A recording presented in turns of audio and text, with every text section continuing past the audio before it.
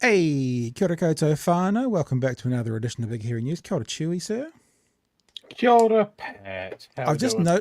just noticed something, and I probably shouldn't mention it because if I mention it, everyone will notice it for the rest of the show. But look, good. my camera's crooked. See, it's not parallel. Oh, you're all wonky. You're wonky donkey. And now everyone's going to see that. At some stage, I'll get up and fix it. How are you, man? Going well? Good. Random thought to start the day. Yeah. We need to talk about fast food. Facebook just reminded me of something. At a previous workplace of mine, we often went around to someone's house for after work drinks and a barbecue. And I remember going around with one of my colleagues at the time, and all of us had brought stuff for the barbecue apart from him. And he was like, "Don't worry, man, I'll grab something on the way." And I remember thinking, "Oh, we must be going to the supermarket and get some sausages or something like that." This madman, this absolute unhinged individual, went to McDonald's, ordered $40 worth of cheeseburgers and brought them to a barbecue. My man. This is pretty crazy. Do you know what he did then? What? He put them on the barbecue. And we're all laughing at him like this is the most brain damaged thing I've ever seen. But a barbecued cheeseburger is but then you ate them. Good. Yeah, all right. They were real good. And then that kind of comes out of something. There's a little cafe by my workplace that does really good cheese rolls. And if you're not from the South Island, I'll explain. A cheese roll is not a bread roll with cheese on it. You animals. It's a southern delicacy. And this cafe has decided to push the envelope in cheese roll development, and they have crossed a Big Mac with a cheese roll. I thought you were going to say deep fry. Burger sauce. It's got the smashed up burger patty spread throughout the cheese. Yeah. And as a traditionalist, I was shocked. I thought it was scandalous, and then I had one, and it goes hard. So if you're into do you mean in the arteries where it goes hard? Is that where it goes hard, like in the arteries? Probably yes. Yeah. Ultimately, yes. But just amazing. French kiss. Hey, huge thanks to our patrons for being on board. Love you guys to bits. Love all of you, but we like the patrons 3% more because they're our patrons. Thanks for being a part of what we do. If you're interested in supporting us and supporting what we do, head to patreon.com/Big Hairy News and be a part of it. We appreciate all of you. You do genuinely help. Every little bit helps paying a few of the bills and stuff around the place. And we couldn't do it literally without you guys. Patreon.com/Big Hairy News. And I do like, Chewy, that when we have a guest and we go, well, with you in 60 seconds, and then you start a tangent, then they're sitting there for an hour waiting for you to finish the tangent. So there you go. Okay, we've got a conversation tonight with a very special guest. You may know him from TikTok. If you're on TikTok, you may know him from all sorts of television shows around New Zealand, including, I think Shark in the Park was one of them. But certainly short and some other bits. I think so. I could be wrong with that. Let's just ask, shall we? Jordan Rivers joins us. Kia ora, Jordan. Kia ora. How's everyone? Was I wrong? Shark in the Park? Was that too far back? I've never heard of Shark in the Park before in my life. I'm not sure what was me. I was thinking Mercy Peak, but then I got mixed up with something else, and I can't remember. What have I done that's even like that? Shortland Street. Shortland Street, yeah. But we've all been on Shortland Street, eh? Everyone's been on Shortland Street at least once. Yeah. No, totally. All of us have been on Shortland Street. Yeah, all of us. My funniest Shortland Street story was I played two different characters over 2 different years, and they used to do a repeat in the morning. And my then little sister-in-law saw me playing one character at the 10:30 a.m. show and the other character at the 7 p.m. show on the same day, which is pretty hilarious. People do two cameos usually, sometimes. Be probably fair to say today a lot of people would also know you from your TikToks. Jordan_river.nz on TikTok, 180,000-ish, 179,000 followers. And your TikToks have gone wide and far. Interesting little chats before we went live. You were kind of saying I'm paraphrasing, but you can explain it properly. I think it goes Chewy's camera. My camera's been going tonight as well. You were kind of saying that you almost kind of wish you didn't have to do the kind of content that you did, but there's a need for it. Do you want to just expand on that a bit? I probably paraphrased it badly. No, I mean, that's exactly it. I think it's just the same as running a charity. I mean, that's not what I'm doing, but I think by way of running a charity, your goal is to be obsolete, right? The existence of a charity is evidence of a failing system. And I think the fact that I'm making political content is evidence of a failing system, because I'd love to be focusing on things like film and drama and ecology and the environment. But really just by way of this previous elections and by way of my background being in social media marketing, I've just seen a massive influx of Trumpism style marketing that I thought for a while New Zealanders at large wouldn't fall for. And then I guess through social media, unfortunately, I found out that I was wrong. And and I guess this upcoming year, with the government that we've just had voted in, and with Trump now back on the agenda for this year in America, it ain't going to get any better over the next 10 to 12 months. No, and Trump is looking quite good, in all honesty. I think he's just a better speaker than what their current guy Biden is. And I think that's, unfortunately, that accounts for a lot. I mean, that was the frustrating thing that I learned this year watching the debates, is that, you know, the initial debate between Hipkins and Luxon, if you watched that one, you saw that Luxon came with inexperience, no facts, just bumbling. Hipkins came with facts and he came with receipts, but at the end of the day, when they went to go judge it, they said that Luxon was ultimately really the winner because he had the charm. And I was like, well, what the fuck does that, excuse my language, what does that matter? I don't want charm running a country. I don't want charm deciding what our military does. I don't want charm deciding how much our nurses get paid. I want facts. I want a boring prime minister, if they have to be, that just focuses on what is real and what is there and what is factual. But unfortunately, charm accounts for a lot. And that's something that I've learned. I mean, then you look at the American election, you've got one side, I wouldn't say charm, but maybe pragmatic, boring politician doing politics, and the other side, you've got a dumpster fire ready to be scorched earth. Yeah. And it's unfortunately makes good visuals and makes good TV, and people vote for it. Yeah. Who do you think is our Trump? Like, who is our Trump figure in New Zealand? Which one of the three-headed taniwha would you label as the Trump? I think from an actor's point of view, I think all three of them want to be. I don't think any of them will ever achieve the personality and the kind of character that Trump has built, because Trump has been building it for a very long time. He became his name and his name became him. And he's just kind of he's not even a real person anymore in the media. He's just kind of a symbol and a thing. Yeah. I think probably older Seymour is probably the closest to going in that direction. I think Luxon just goes where is easy because he's inexperienced.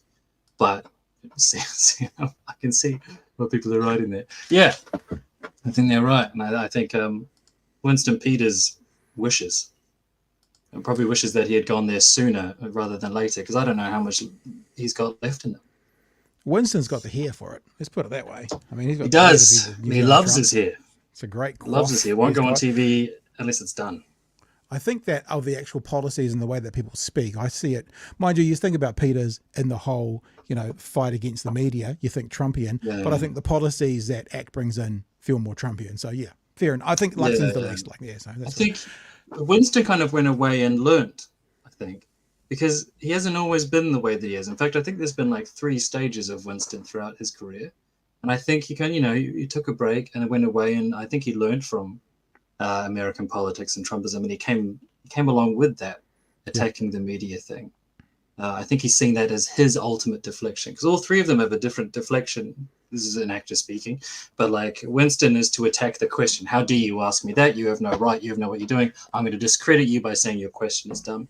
Seymour downplays everything. If you notice, he'll begin every sentence with, oh, well, and it's this gesture of leaning back in his chair and palms facing the screen, which is a Trump tactic as well. So his tactic is to just make it like your question is You're stupid for asking it. Shouldn't have done it.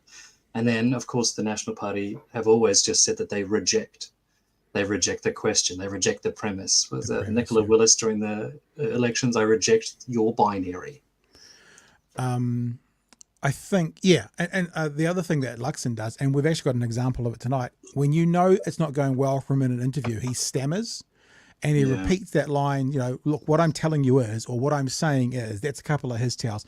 And this morning on breakfast, we're going to get to the conversation later on today, is he was sweaty and he was stammering and he was not comfortable. And it has to do, I'm sure you've heard in the news, if not seen it, around the Mark Mitchell police thing. There's another complete balls up. So yeah, we're gonna look at that later on tonight. But hey, that's a juicy clip.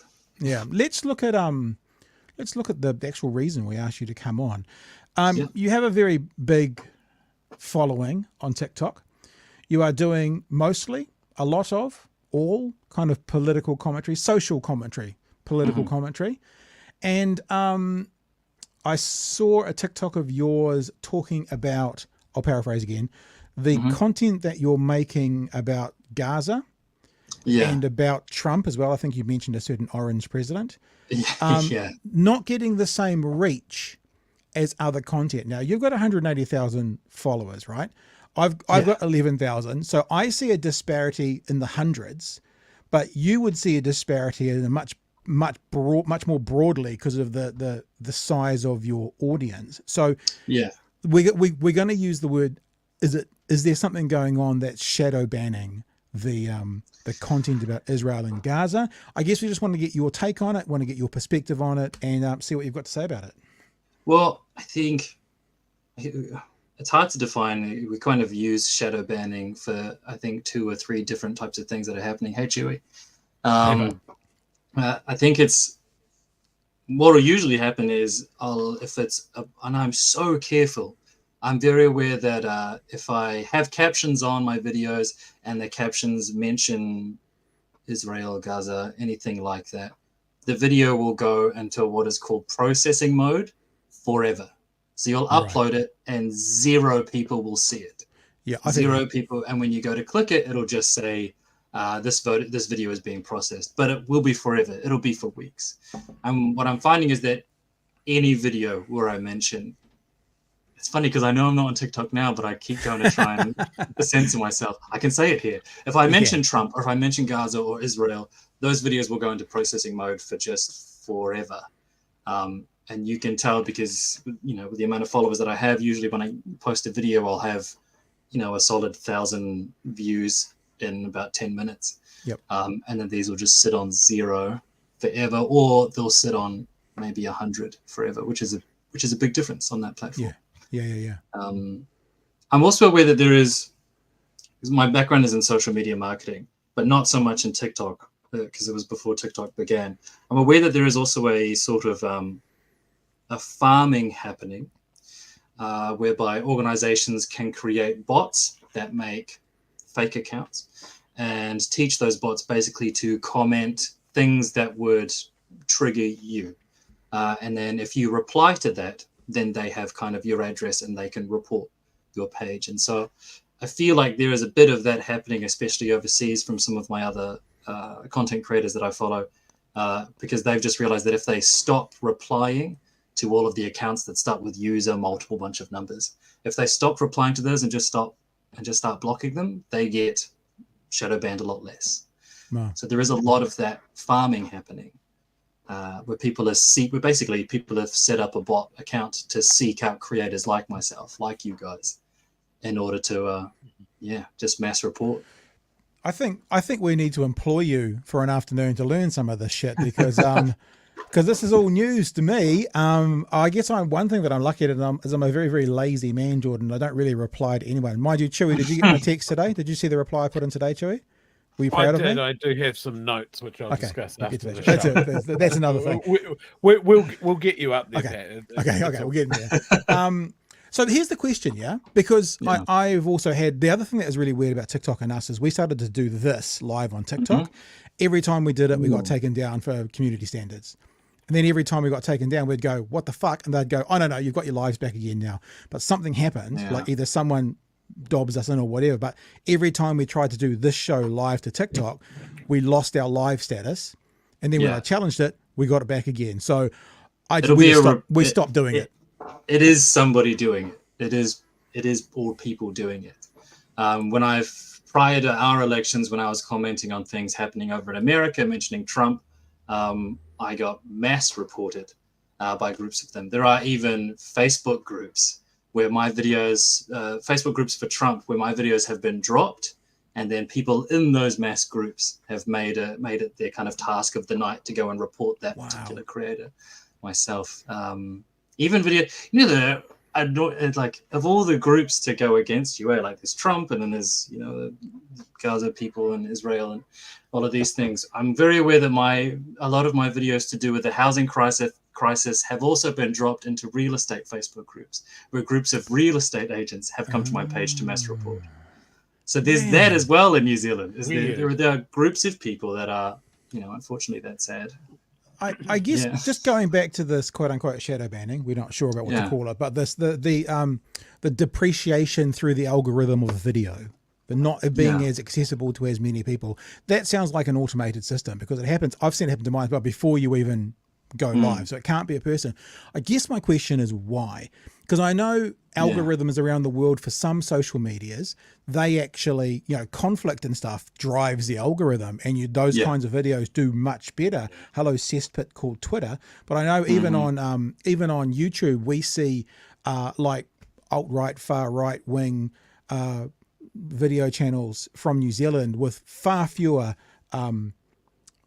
subscribers than we've got, getting more views per video than we've got. And it's like something's driving the algorithm for that conflict, ugly stuff. So if this is I don't know the exact structure of it, but my understanding is it's a Chinese owned app. Why would the app or the company be wanting, because if it's happening before it gets uploaded, it's got to be behind the scenes. Why would the algorithm be saying no to things like Trump and Gaza and Israel? What's on it all TikTok? About? Yeah, TikTok. On TikTok, I don't know. I've tried to think what would the advantage be. On Facebook and Instagram under Meta, there's money involved. I'm very aware that they've had meetings with organizations as well to talk about the types of content that's out there. But on TikTok, I just don't see the strings. I don't get why it would be advantageous in any way for a Chinese organization or a Chinese-owned brand to do that. Well, that's what I was trying to figure out as well, because like we know the algorithm gets driven by conflict. A topic like that would create conflict. Why is this algorithm suppressing it? That doesn't make logical sense compared to the other. One wonders if the automated system has built itself off of learnt behavior. I'm very aware that if you've tagged the watermelon, or if you've hashtagged Israel, Gaza, Trump, those things get banned, or those things get blocked or reported by viewers a lot more than, say, right-wing videos. Left-wingers don't typically tend to ban or block as much or report as much. And so I'm wondering if maybe the TikTok kind of automated police system has just learnt from the types of keywords that get blocked the most. So it's almost AI. It's teaching itself. It's totally AI. I think it's probably just picked up on those words that commonly, because I know I can't say certain words on there, so I have to refer to Trump as former president, slightly orange. I have to say it that way, otherwise the video will go to processing forever and never get published. And also, if it gets taken down or banned, I've learned that I cannot appeal, even if it shouldn't have been banned. If I appeal it, TikTok says, sorry, we didn't mean to do this. They re-upload it, but then strike me anyway. So I get less strikes if I just accept the ban. So I just have to a couple of the videos that I uploaded and went to that zero view thing, I'm like, what's going on? I actually contacted Uncle Tix, because I know him from doing a podcast with him, and said, can you help? Is there someone who can? And he was like, I'm getting lots of these at the moment as well. And so what I ended up doing was just re-uploading exactly the same clip again the day after, and it was fine. So the day before it was like, just did it again. It was fine. And then I just deleted the one that had 0 on it. So yeah, it's just a bizarre thing. Like, because as much as I've had to people re-upload 4 or 5 times. and much past few people years. people will laugh when I say that out loud, but I'm a bit of a rule follower. Like, if you give me the boundaries, I will play within your boundaries. That's fine, right? I'll do it. But if it's like this thing and there's no boundaries at all, you're like, well, I don't even know what sport you're playing. How am I supposed to participate? I think it's a curious thing because, again, the motivation seems unclear, but I think an adjacent question as to why it is happening here is also why is it not happening other places. I also have a YouTube channel where I upload things, and every now and then, I don't know if you guys have this, but I have a warning at the top of my thing that pops up before I upload a video saying that because of the situation in the Ukraine, it actually says the war in the Ukraine, videos about the Ukraine will take longer to upload because there's processing involved, and misinformation and disinformation will not be uploaded at all, will instantly be taken down. And it's curious that that is a step taken by YouTube for Ukraine, but not our current situation as well in Gaza. Like misinformation, they're not as concerned about in this instance for some reason. I find with us, what we get is like, we're monetized on YouTube, obviously, and we do get a small amount of revenue from them, but every single one of our videos, it's limited. We never have just a free run. They're all limited because of the content that we make. So we have limited advertising, not just, you know, Mr. Beast. Like it's banned in some countries, or it's just limited. Like I think reach? More like limited to the kind of advertiser. This content won't suit all advertisers, so you're going to a limited camp, and you're only available to some. I mean, it was hilarious during the election. Everyone would come on here, all the people watching now live, and they'll all go, "Oh, we saw an ACT video just before we came on tonight. What's going on?" Because that we fit in with their algorithm. But listen, Chewy, you've been very quiet there, Chewy. You jumped off of Twitter. We could also just turn this into a bit of a chat about social media. You got any thoughts around this whole stuff? Look, the one thing that springs to mind is the algorithm is our friend until it's not. You know, we all need the algorithm to spread the message, and it can be great. It can bring things into your orbit that you're not aware of, or, you know, even just things like, oh, you follow this person, you obviously value their opinion, and they liked this, so you might like it as well, and that's great.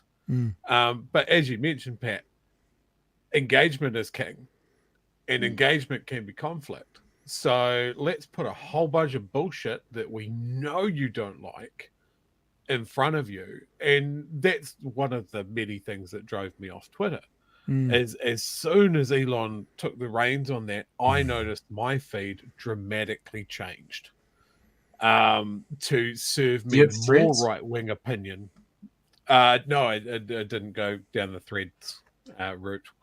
Threads uses a lot of rage farming, a lot. Yeah. So it was just unpleasant. You know, I love a fight, but not all of the time. Yeah.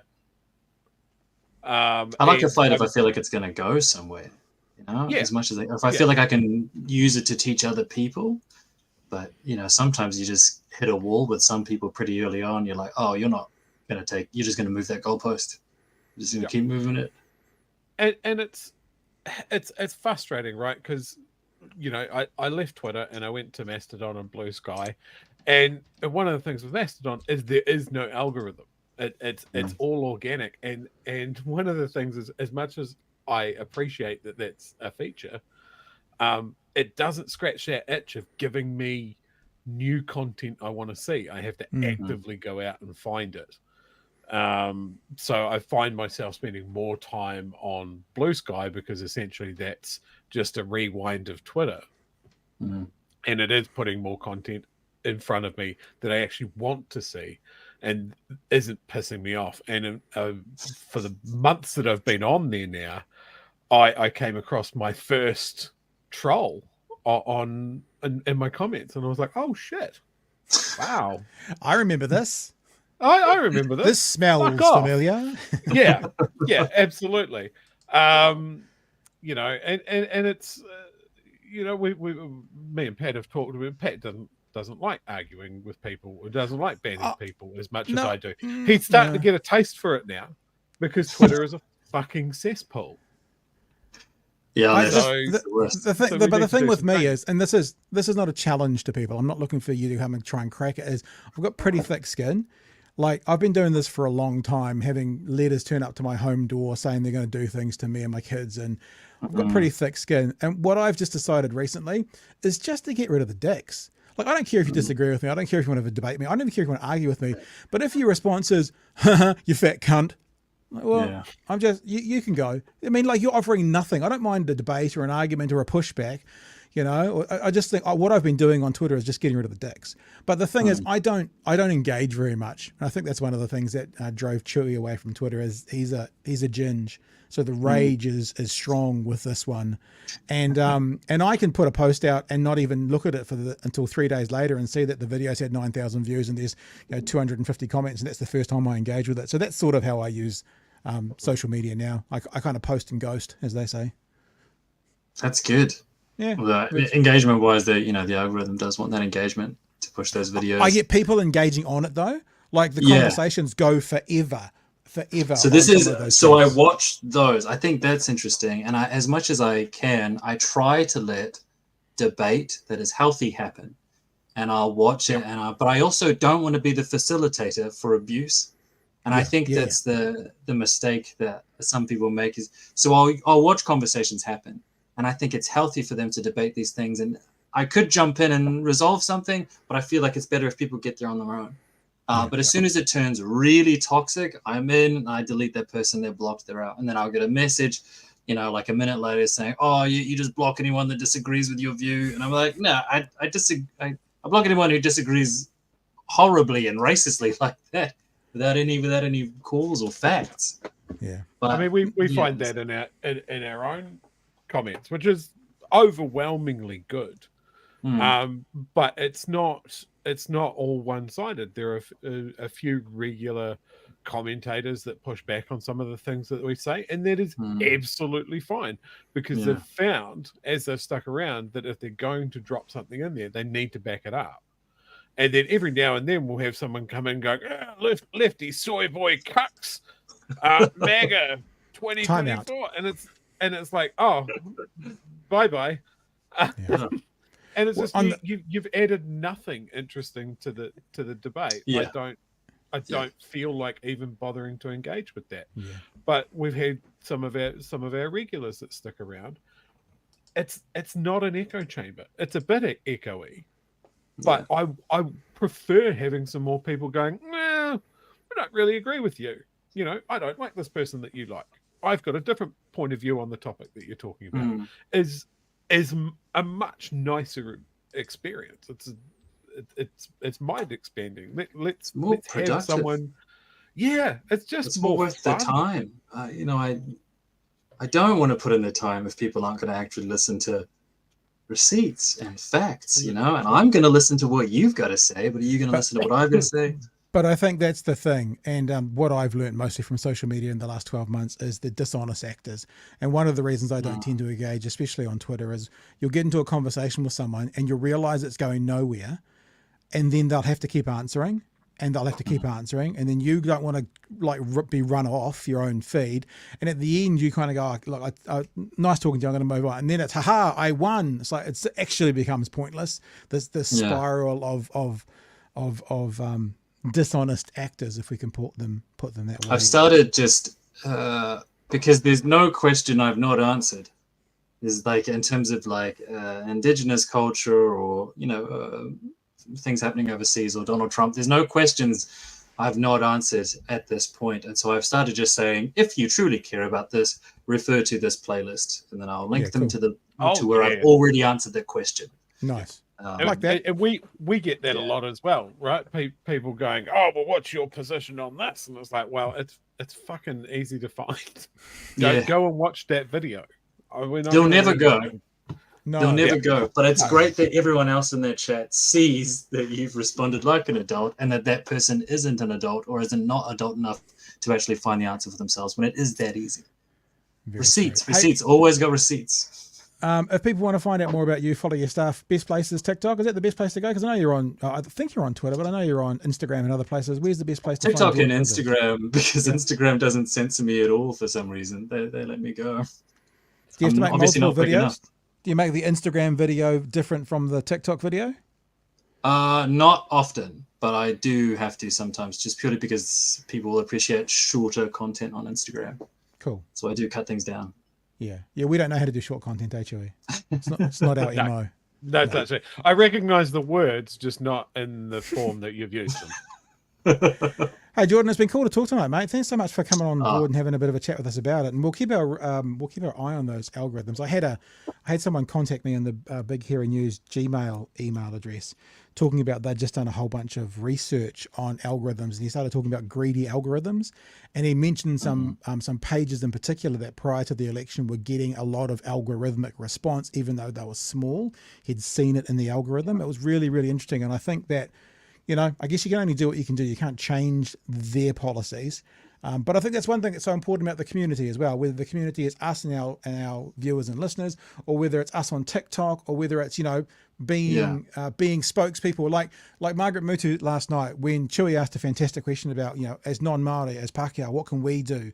What can we do to be a part of this so you don't feel alone? And she said, be buffers and, so stand in the middle and tell people about us, tell the government about our issues.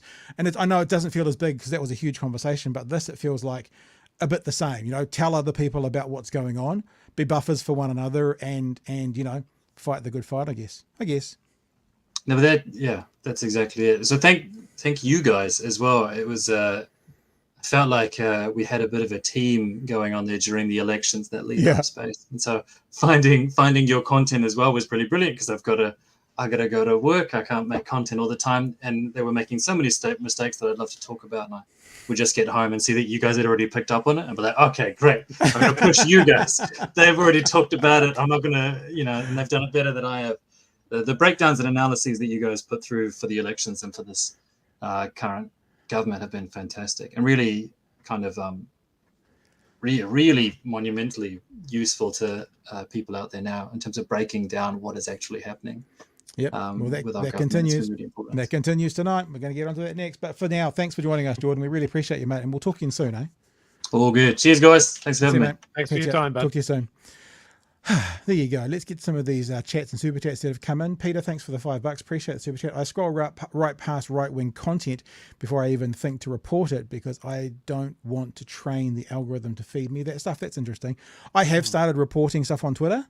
It never gets flagged. Like completely, it just never gets flagged. No one there to read the report, Pat. I report it and it comes back every time saying, well, this is fine. Like no matter how literal white supremacist or whatever that it is, it never ever comes back saying, no, this is a breach of standards.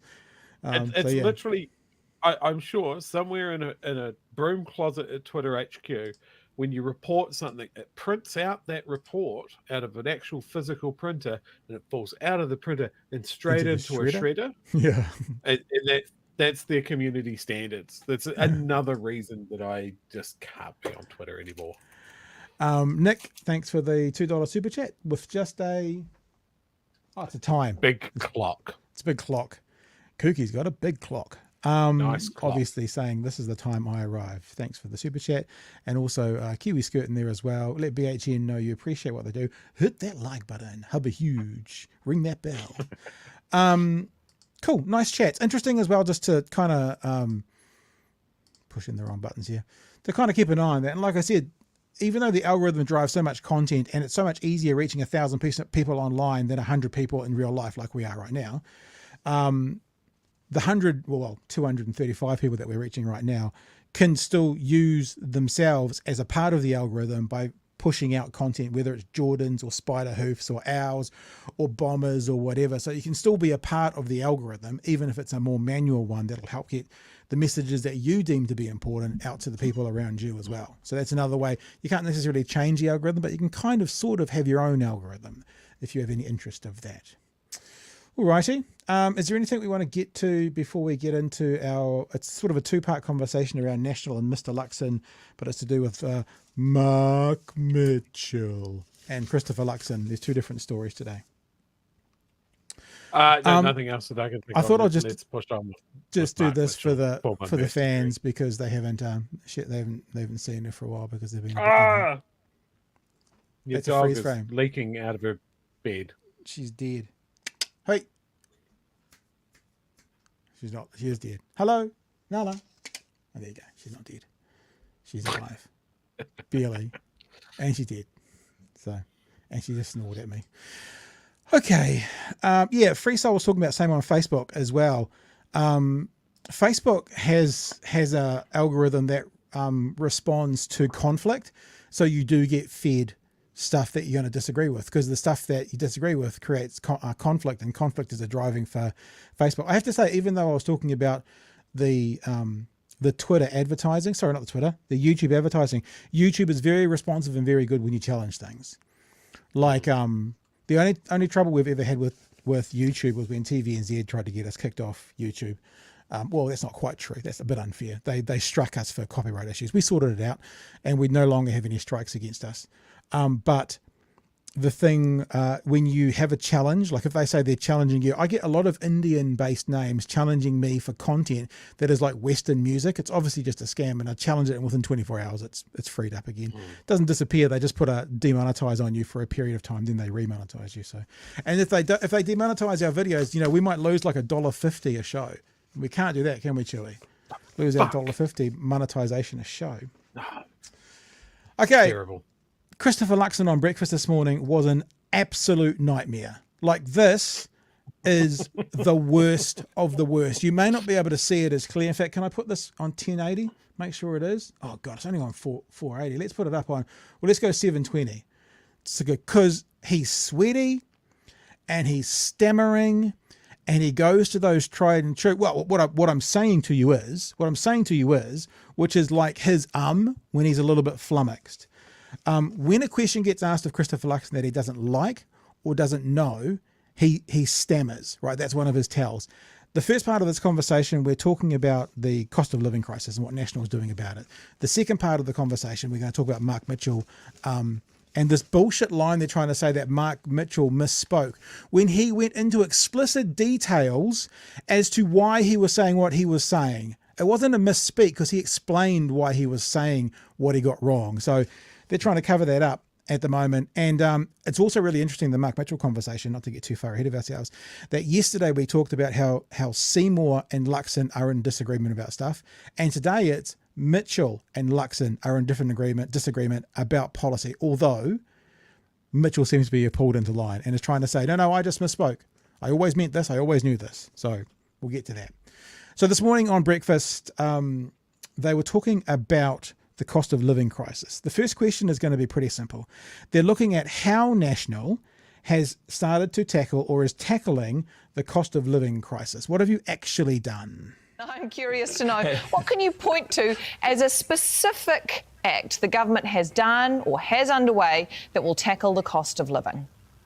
Well, Happy New Year, and I hope you had a good break too. But look, we're right into it. And, even before Christmas, there were three things that we've started to action immediately. The first is that we've got our Reserve Bank focused 100% on fighting inflation. We've passed laws in Parliament to keep them focused on that. Why? Because exactly as you identified, Kiwis are doing it so tough at the moment. And we've got to get inflation down so we can get interest rates down so we can grow the economy. And so we're single-mindedly focused on lowering inflation. So one, we've got the Reserve Bank Act that's been changed so that they're 100% focused on fighting inflation. Secondly, we're going through public sector savings at the moment, making sure that every taxpayer dollar that the taxpayer pays the government is actually used the most efficient way possible. Why are we doing that? Because actually that government spending has been leading to domestic inflation, which is the major cause of our inflation problems. Now, we've got to remember these words, right? And this is our responsibility too, but it's yours as well. Every dollar, because how sometimes goes, well, it's a department, it's only $50,000, it's only this, but National's setting themselves a yardstick. Remember, we will critique National based on what their expectations of Labour were and the expectations they put on themselves. Luxon's expectation is they have to be frightfully careful with every dollar. How much did they spend at that 5-star hotel doing negotiations? Those dollars were okay. They were different. They weren't government then, maybe, Chewy. So maybe that was the difference. But remember, every dollar is what they're worried about. Every dollar. I mean, I don't believe that coming from a man that got a limo to go across the road when he first came into him. Start as you mean to go on. Yeah. And I think he. Yeah. Yep. And obviously the thing he's not going to talk about now is the cuts to the back rooms. Rid of red tape, because we actually want to lower the costs so that actually those costs aren't passed on from businesses into higher prices. So, there's 3 things that we did in our first 2 weeks before we closed for Christmas, and we're going to continue to drive into making sure we can lower inflation. Good to see some improvements. You would have seen last week that inflation came down to, I think, 4.7%. That's still a long way away from our target of being under 3%, and that's what we've got to keep driving towards. Now, just remember, maybe he wasn't quite as explicit as this, but if they're going to claim the good news of the inflation being lower, then they must own any of the bad news that's around at the minute. Mm-hmm. You can't have it both ways. You can't claim and own the inflation coming down while still blame the government before you for the negative things going on. You either give them credit and blame them, or you give yourself credit and blame yourself. You can't have it both ways. Chewy, next part of the conversation. That's not in the playbook. No, next part of the conversation, which was interesting. And we just heard what he said, and they were all kind of long-term things. Now, you need to listen to his answer super carefully. I'm going to synopsize his answer once he's done, right? But super carefully, because she asks him, Anna Burns-Francis asks him very, very clearly, these are all long-term goals to make the cost of it. When will we start to see it? When will we see something tangible from all your efforts? So the answer we're looking for is a time frame. See if you can find a time frame of any sort in this answer whatsoever. And so maybe if we don't see the result of that in the first 100 days, when do you peg that we will see it? When will we see the impact of these actions? Well, it's a combination of making sure we make a series of actions and stay 100% focused that everything we're doing is designed to lower the cost of living for Kiwis. You're starting to see us be very focused on that. We've only been in government essentially for 2 months. Hang on, no, only 2 months. You can't claim only 2 months if you're taking credit for the inflation. You can't then go, well, we can't do it. I mean, you can't have it both ways. We've already taken a series of actions before Christmas. We're going to continue to drive and take actions each and every week. You would have seen today, for example, we're actually disbanding the Productivity Commission so we can create a Ministry of Regulation designed to go after that red tape challenge that every sector is experiencing. So they're getting rid of a bureaucracy to start up a new bureaucracy? A new one. Yeah. Oh, new exciting bureaucracy. There are rules and red tape and guidelines from government and regulations that actually don't add any value. They just add costs to farmers or to small businesses that end up reflecting in higher prices. So what are your examples? That's how we actually solve these problems so that actually we deal with them properly and get to the root cause of what's actually causing our problems for New Zealanders. Okay. Now, I don't know you, Chewy, heard any dates in there at all? Because remember the question was, when are we going to see it? So what I've done is I've actually paraphrased what he said. This was his answer. So Chewy, you be Anna Burns-Francis and ask me when we're going to see an impact from what they're doing. Go on, let me hear it. Mr. Luxon, when do you expect that the people will see an impact from these things that you're discussing? The answer was, it's a combination of actions. It's a series of actions. It's everything we're doing is to lower the cost of living. Watch us. We've only been in 2 months. We did a series of actions before Christmas. We continue to do things. We're disbanding a bureaucracy to add a new bureaucracy. And we talk about the cost of red tape. That's what he said. And then he ended it with this absolute statement, this one here. That's how we actually solve these problems so that actually we deal with them properly and get to the root cause of what's actually causing our problems for New Zealanders. So that's how we solve it. That's how we solve it, with that word salad. So Chewy, any thoughts about our hairless leader? Thoughts, Pat. I don't think Mr. Luxon understands how inflation in an import-export country like New Zealand works. He didn't know how it worked in the run-up to the election, and nothing has changed over Christmas. He seems to think that our government has an almost instant tap to change inflation. And that's mad. Like, that's high school level economics that he does not understand. Or or he does understand it and he's playing us all for fools. We always got to put out there. They might be completely clear on what it is, and they might go, if I throw enough words out there and I start talking about just watch us, we've only been here for 2 months, we've had a series of actions, we continue to do things, everything we're doing is to lower the cost of living, we've had a series of actions and it's a combination of actions. Maybe if I can speak for long enough, they won't go back to the question. And you know what? The one criticism of Anna Burns-Francis, and I'm enjoying watching her interview style, she never went back to it. She didn't go, that was all well and good, Mr. Luxon, but the question was, when are we going to see a result of all the work you're doing? When is a tangible amount going to go into our back pockets? You know, this is maybe an opportunity for these shows to bring in a new feature. Like we used to like the presenter presenting questions to their guest. And maybe they need to get someone else off camera.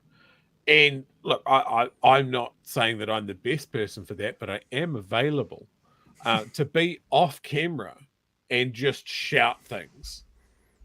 Like, what the fuck does that mean? Is this a statement from the Ministry of Vibes? I would love that on TVNZ Breakfast. Just heard in the background. We need what this. The fuck does that mean? Like, that's brilliant. Like, this was a criticism of ours for Luxon pre-election, that he just takes that corporate Scrabble bag and just throws it into a ceiling fan and just sees what. But there's so much words and absolutely no substance. He talks about, like, this country is drowning in red tape that's just choking the life out of business and farmers.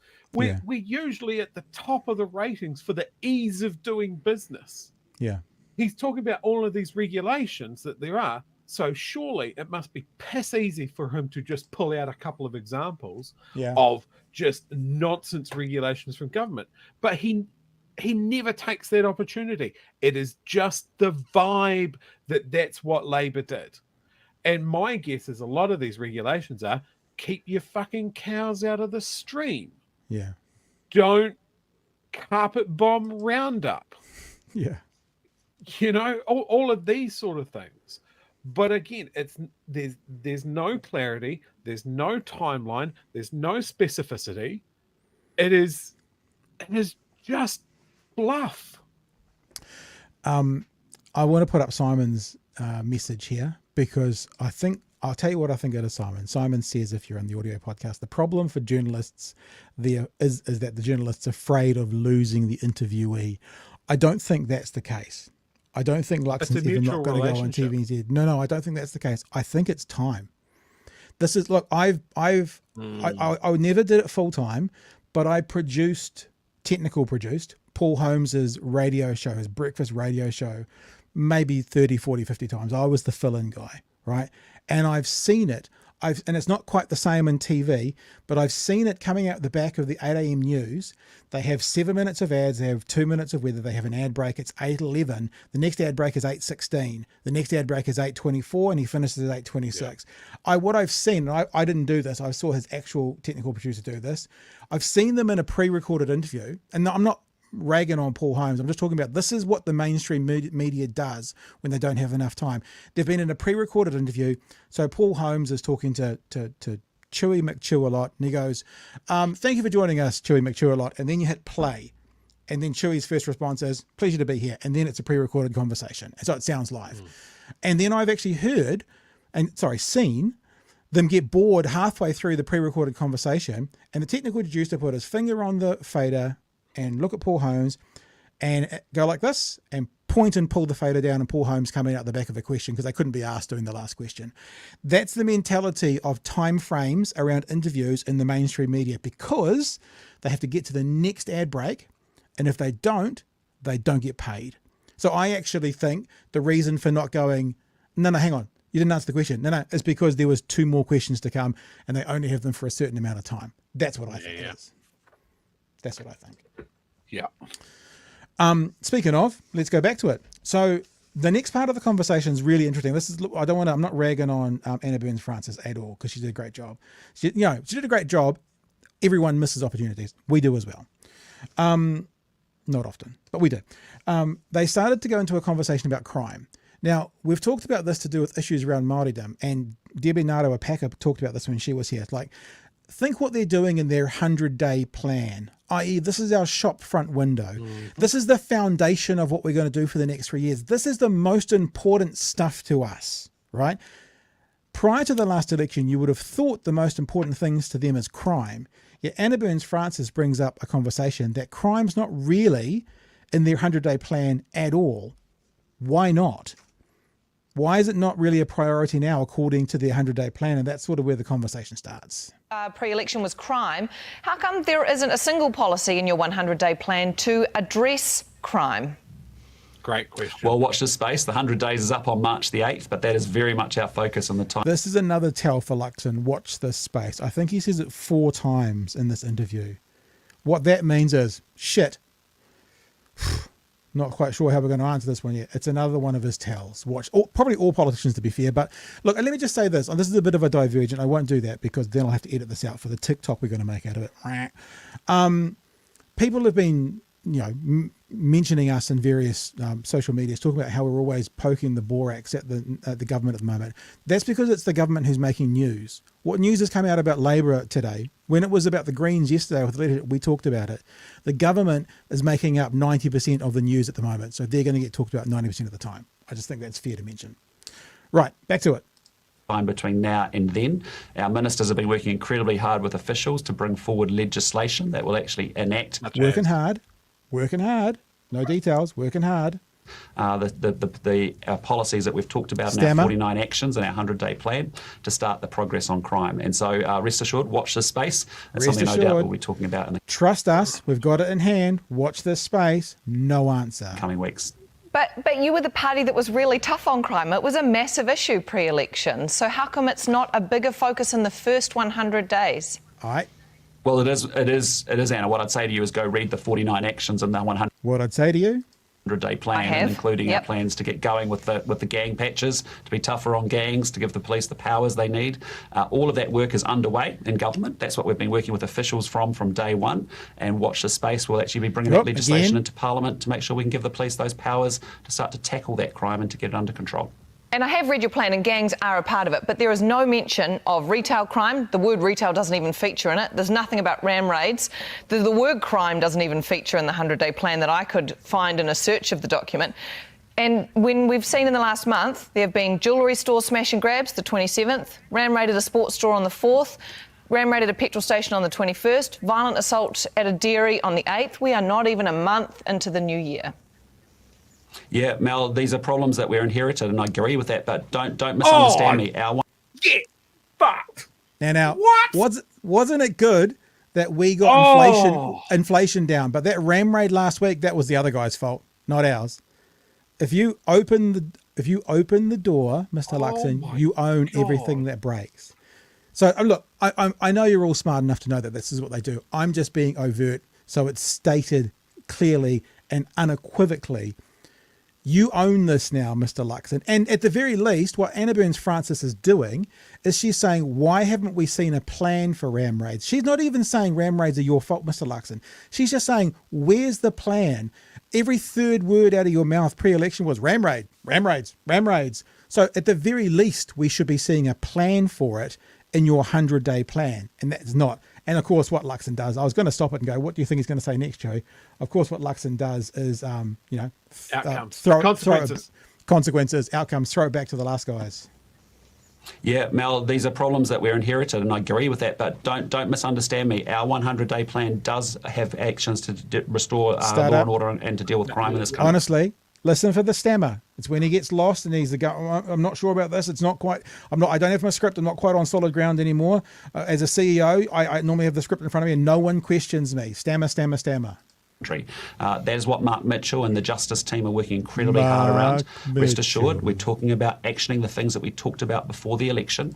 We're talking about actioning the things we talked about before the election. Would you like some cheese with that word salad, Mr. Luxon? Or would you like it straight? And they're going to bring that legislation into the House very, very shortly.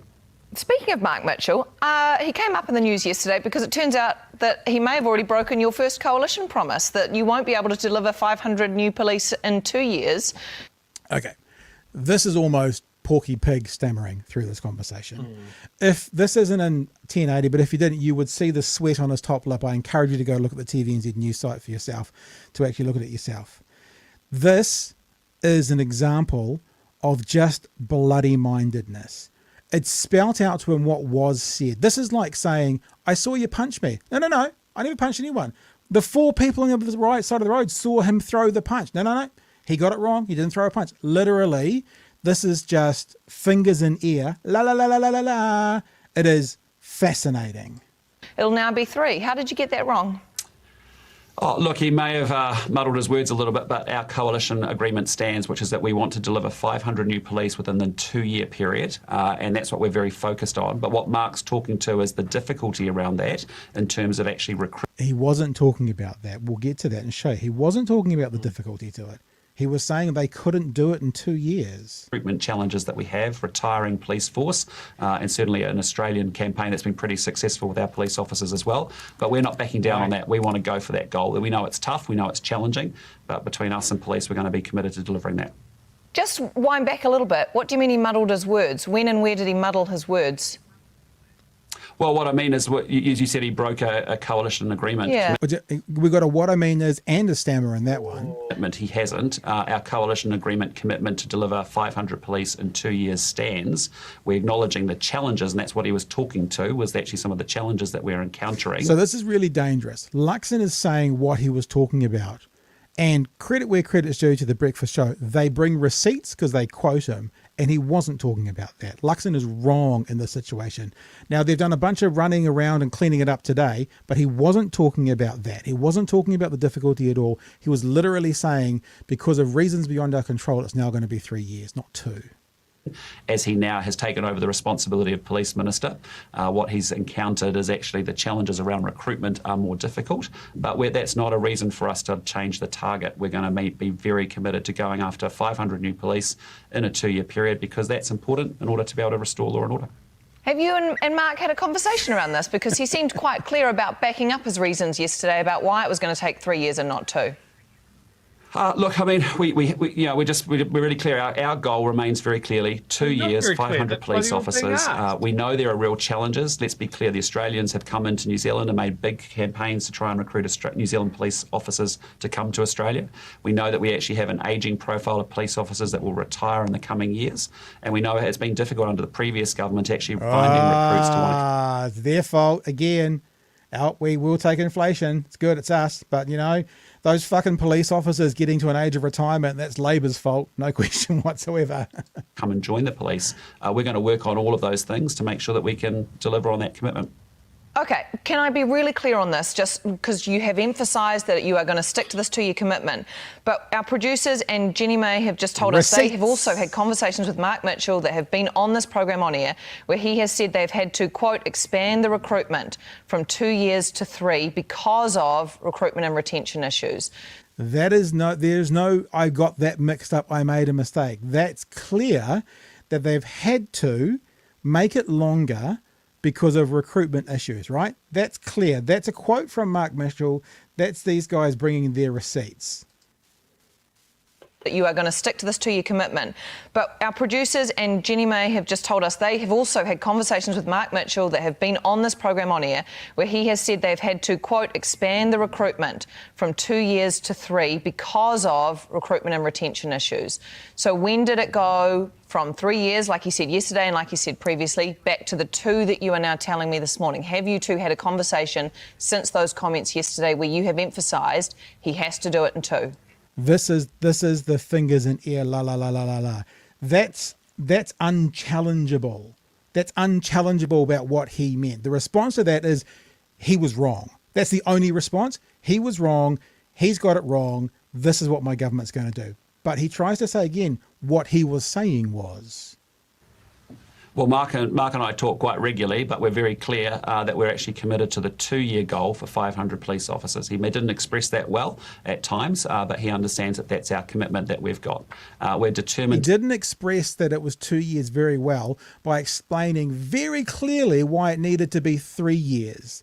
That was him not expressing it needs to be 2 years very clearly. Yeah, no shit, Sherlock. To deliver on that. We know it's challenging. Let's be clear, it's very difficult, but it's not a goal that we're prepared to change. We want to have that ambition and some aspiration to make sure that we can recruit as many police officers as possible. And our coalition agreement with New Zealand First stands, which is that we want to be able to deliver 500 police officers in 2 years. So on Monday, he said 3 years. On Tuesday, he said 3 years. On Wednesday, you say 2 years. Is Mark Mitchell today going to say 2 years or 3 years? It's 2 years. Let's be clear about it. Mark understands that. I understand that. Everyone understands that. The police understand that. That's our goal. That's what we're striving for. What Mark has talked about is the difficulties in delivering against that. We know it's difficult. We know it's challenging. But we're a government with some ambition and aspiration, and we're actually going to do everything we can to deal with that despite the factors that are against us. What a bunch of bullshit. Look, that is a wet. It is just Luxon. fascinating. Moist. We're very clear. He didn't explain it well at all. We have ambition to recruit as many police officers as possible, whilst you're also saying it will be 500. What if your ambition doesn't reach 500? This is like this conversation that often goes on. They make an absolute statement. We're going to have 500 officers, within 2 years. And what he just said, quote, was, we have an ambition to recruit as many officers as possible. What if that's 137? Then you will have broken your promise. Because as many as possible is not necessarily the same as saying 500. So, Chewy, I just thought that was a fascinating piece. And look, Anna Burns-Francis. Yeah. We critique the critiquers, we criticize when appropriate, but we also, there was there's one or two things that were missed, but they obviously heard that, the producers heard that there was something here and they pressed into it and they got a great interview out of it. Off you go, Steve. Yeah. Couple of things. Isn't it amazing that no government before ever has had to deal with retiring police officers? Yeah, that's I know. Apparently a big issue. The other thing is there's a mention of this recruiting push from Australia. So my question there is, why do the Australians have a better offer? It's the money. What as an employer is the government not doing to retain those police officers? Yep. And also, just a little bit of a weaselly, wordy, maybe shiftable goalpost sort of thing. Are we talking about 500 new police officers, or are we talking about 500 more police officers? Interesting. Because you can lose 1,000 police officers and still hit that target of 500 new police officers. Right, because let's say there's 10,000, you lose 1,000, that goes to 9,000, but you get up to 9,500. So if there's 10,000 overall now, reduction, we want 10,500. Look, I want to play something. I just find that the use of words around that, of new police officers, specifically new police officers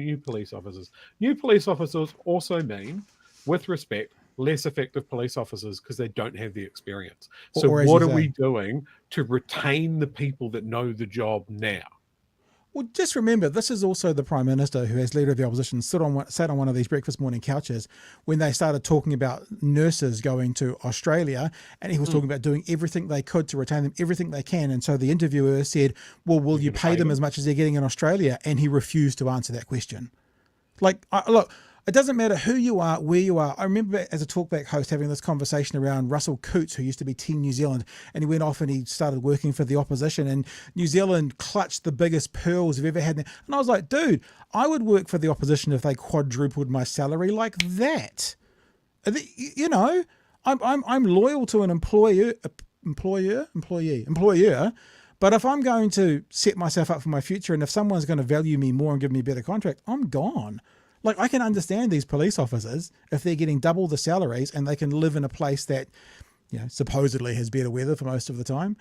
Why wouldn't they? That's the answer. The answer is pay them more and they'll stay. And it's the same thing. We can talk about three major jobs in this country that are always a political football: nursing, policing, teachers. And they all face the same issues, and it's pay and conditions. And there are many, many other countries that can pay them more. Nurses disappear over to Australia. They disappear to the NHS. They disappear to Canada. Our police are obviously getting pillaged by Australia.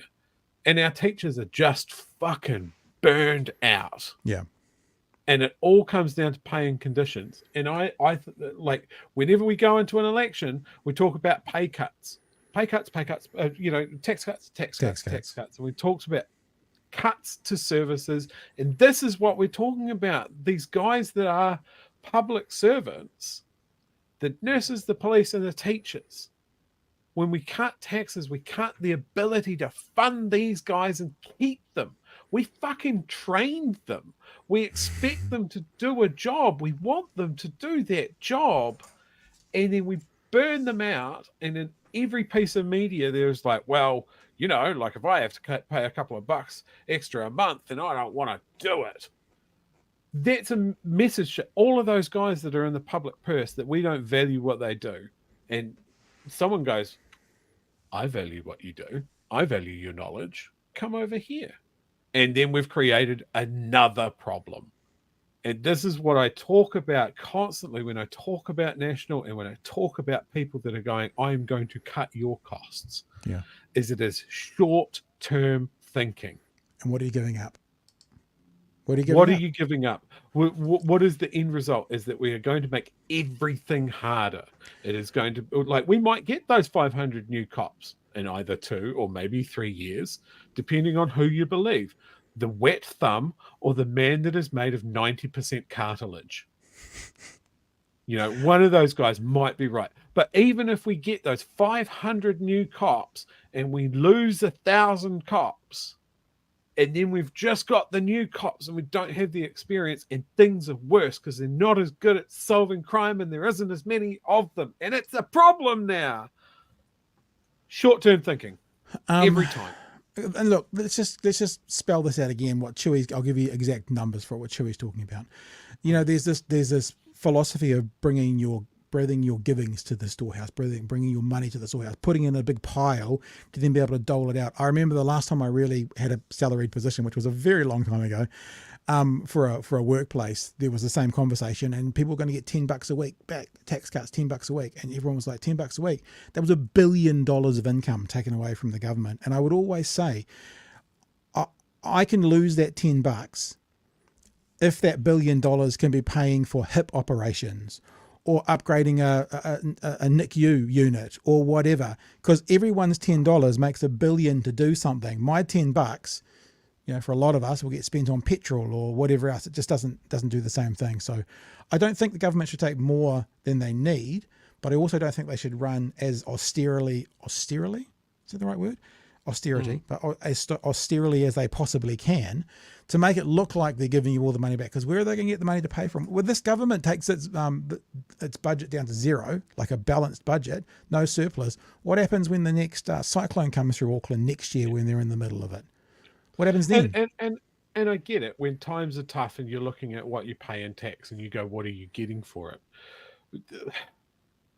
It's something like someone comes along and goes, oh, I can give you some of that money back. It's really compelling. But you start to tally up what you lose, and the math is not good. There's a reason why the argument was so compelling that your money is being wasted. Right.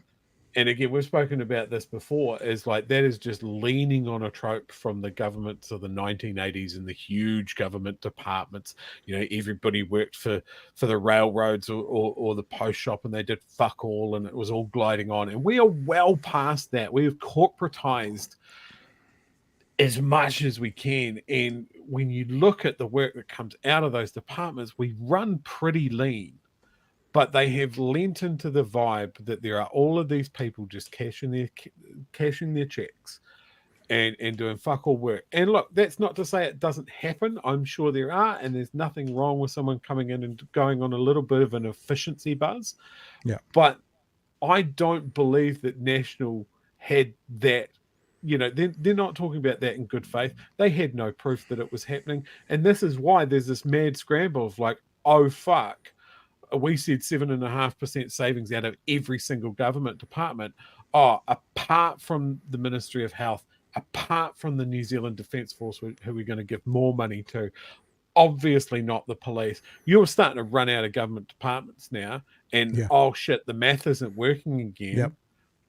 Now it's going to be frontline services. Well, now we've got something on that tonight as well. Look, I think what we should do as well is just make sure, because remember what Luxon's been talking about. We were very clear. He didn't express that well. About Mark Mitchell. We should probably actually show what one of the things that Mark Mitchell said. So let's hear what he said and see if he thinks it sounds like he's meaning 2 years, but he didn't communicate it very clearly. Let's have a listen. The police ministers copped it on just the second day of Parliament returning. Mark Mitchell forced to eat his words after getting the government policy on police recruitment wrong. The coalition agreed to introduce 500 new officers over 2 years, but the minister had a different timeline. Both the Prime Minister and Mark Mitchell say reaching the target will be a challenge. Here's senior political reporter Benedict Collins with today's developments. It was a tough day at the office for our police minister, who was eating some humble pie. I was wrong yesterday not clarifying that. I'm telling you. Not clarifying that. So he's even trying to say, well, I meant to clarify the 2 year thing. He's even trying that. We're going to hear the words. Now that I wasn't clear enough and I was wrong. It was my mistake. I should have been clearer in the House. And once more for good measure. Mr Speaker, I seek leave to make a personal statement to correct answers given during question time yesterday. That's when he made this statement. The government's policy is to deliver 500 additional police officers over the term of this government, which is 3 years. Wrong. He's supposed to get it done in 2. So was there any ambiguity there? When he said over this term 3 months, he was wrong, but he's trying to say I wasn't clear enough. No, you were just wrong. Just leave it there. I made a mistake. Just leave it there. I just wanted you guys to hear one of the examples of him doing it. There's actually one other thing I want to play to you. It's a little bit of a side thing, but you were talking about the frontline backroom situation. Yes. There's a line that Mr. Luxon said on the AM show. Is it the AM show? The AM show this morning. Just have a listen to this when he's making an answer, because I think you'll find that whole kind of backroom frontline thing is taking, there's different language coming out now. Yeah, well, let's just back up a little bit. Every government agency has been asked to deliver savings, ideally in their back rooms where there's inefficiencies. They might be using a whole bunch of consultants or contractors. Did you get that? Ideally in their back room. Ideally in their back room. So what he said today was ideally in their back room. Their election promise was only in the back room. Today, ideally in the back room. Just want to make sure we're aware of that. Do a little circle, have a little lie down. All right, anything going on in the chat we need to get to? Oh God, I actually haven't been paying any attention. Oh, there's a lot of discussion going and it's flying, and I haven't had a chance to star any of it. Yeah, okay. So I found one though. Tony here says, we work in a competitive market. Our goods compete in a world market. Our salaries are the same. A teacher in New Zealand should earn a similar real income to a teacher in Australia, UK, or the USA. At the top end, they kind of do, but at the bottom end, they start far. I can't remember the exact numbers, but New Zealand's secondary school teachers start in the 50s, and I think in Australia they start in the 70s. And new teachers in New Zealand can then go up. If you're a Scale A teacher, classroom, nothing else, only those responsibilities, it goes to between 90 and 100. And obviously you can get management units on top, and then principals and deputy principals are above that. That's similar. The top end is similar. We're still less than, but similar. But the bottom end. So what they could do straight away is add 20 grand onto everything. That would be a much more attractive package for a 22-year-old teacher in Auckland to be on 75k rather than 60 or 58 or whatever it is. Yeah, absolutely. Scanning. Colt here has a good comment about policing as well. Good policing equals relationships, and being expected to be the Gestapo at the same time will be a horrible job. Absolutely. Like, so some of the most effective police are the people that know their neighborhoods, they know the players in it, they've built relationships. And I think compared to how policing is done in some other countries, like New Zealand, we've done a big push on making sure police understand cultural aspects and knowing how to de-escalate and that sort of thing. And I think this is part of the reason why they're sometimes quite attractive to other countries that aren't as good at this. But that's some real specialized knowledge that we're losing if we're losing these people. And it applies equally to nursing. I find there are really strong parallels to police and nursing in this country, is that are both absolutely vital roles that is not valued enough, and we don't retain the investment that we've put into training them. Yeah, agreed.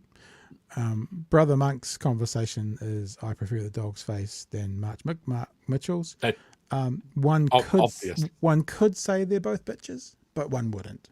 Oh, one wouldn't say that, because we don't call names, do we? And it would be unfair of me to ginger border collies the world over. Okay, listen. Now, tomorrow night, we've had confirmed the Honourable William Jackson going to be joining us. Another big guest. The only thing that may go against it is his flight is due to land in Auckland at 8 p.m. Now, Willie used to live in South Auckland, so it probably isn't that big of a deal to get home for him, sort of thing. But the only thing that could possibly happen is travel issues. So at the minute, we've had confirmation of Willie Jackson tomorrow night at 9 o'clock. I would really like to open up Discord tomorrow night. This is sort of our second week back. We haven't done one yet. We'd love to give you guys a chance to come on and share your thoughts. There's so much going on at the moment. And of course, tomorrow's Thursday, then we've only got Monday before Waitangi Day. So tomorrow, after tomorrow's show, there'll be one more show before Waitangi Day. So it'll be worth having a chat, I think, as to what's been going on. All right, unless there's anything else, Chewy, I'm done. No, another great show in the bag. Thank you, Jordan, for joining us, if you're still watching, brother. And we look forward for you coming on board the BHN DOC studios and doing your film review podcast. I'll talk to you more about that later on. Sure, you'd do a film review podcast with Jordan, wouldn't you? You're a film buff. I love films. And because I pronounce it that way, you know that I am a fan of the cinema. The celluloid. Yeah, absolutely. Love movies. You missed that. I said celluloid, not cellulose. I was making a joke. All right, team. Love you to bits. Thanks so much for being with us tonight. Remember, if you want to be more about part of what we do, you can visit us at patreon.com/Big Hairy News. Check out the audio podcast as well. Apple Podcast is the easiest place to find us. Just look up #BHN and you'll find us. Check us out tomorrow as to what's been going on. Through this weekend, you'll get some of the interviews be replayed as well. So you'll get content pretty much every day. That's us for now. Until tomorrow night, my friends, be well, be safe. Come back tomorrow, bring a friend. We'll see you then. Hooroo. Cheers, fam.